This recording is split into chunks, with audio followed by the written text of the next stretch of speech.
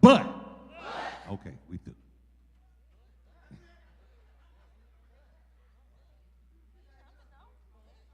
Somebody still ain't caught it yet.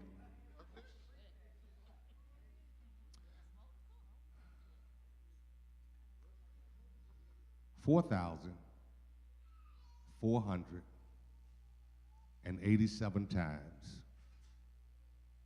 in the 66 books, a small word that carries a lot of weight is written in the Holy Writ. It is the word but. And most of the time that you will find that word, you will find that in the beginning it says something bad. It says something that leads to destruction. It says something that leads to demise. And then there's a comma that says you don't have to do this, for you have an alternative. And after that comma is a word. And that word, as small as it is, says that there is an exception to everything you read previously concerning either your destiny, your purpose, or your destination. And all of us have lived in a part A of a verse that dogged us, talked about us, said we'll never amount to nothing, said that we weren't going nowhere. All of us have lived to that, but when you get to the but, the but says that even though I am disqualified by the first part, the conjunction says that God can make a U-turn in my life and get me past what I previously read so that I can get to the end of what I'm about to read. Ever since the fall of man, there was something that was introduced into the world which is called sin. Sin now gives birth to a thing called death. And from the book of Genesis all the way to the book of Malachi, death would have its way over everybody in humanity. Death would say from Genesis to Malachi that this is the end.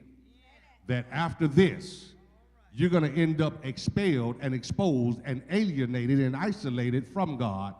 But then there was one thing through the 42 generations that you find out, that Abraham gives us an inkling that all of us, that some of us that would believe and have faith and trust in God, that there was hope. He says this to his son by the name of Isaac. He says, but God would provide for himself a lamb.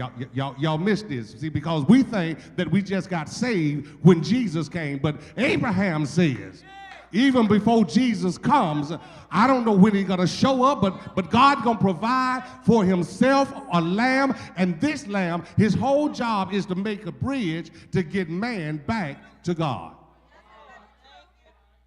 Because when you begin to look at the law, am I boring y'all?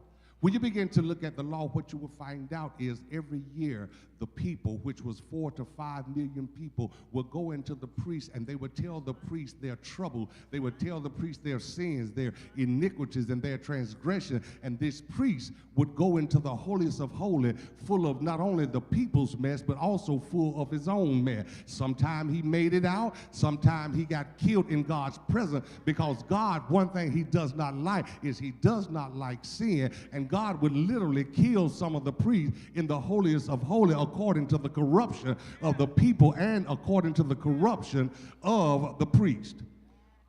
Then there was another way to make an atonement, and the way to make the atonement is for 2 rams to be bought and slaughtered and a 3rd ram to live. And what they would do with the blood is on one ram they would take him and they would slaughter him on the altar, while the priest would take the other ram and slaughter him. But the 3rd ram, he would take the blood from the other 2 rams, dip his hand in it, put the blood upon the ram's head and send him out into the fire, and it's called a scapegoat. In other words, the scapegoat would take it out of their sight, but it never took it out of their presence. And the reason why he could only go so far because he was just an scapegoat. But when you look at the book of Matthew and John is baptizing in the wilderness and Jesus come down the dusty road, John lifts up his eye and John says, behold, the Lamb of the world, of the law of God that comes to take away the sins of the world. In other words, everything that you have done, everything you're gonna do, your past, your present, and your future, he came to take it away. So no matter how dark it is in your life, if you think that you can't make it in, I got a but for you.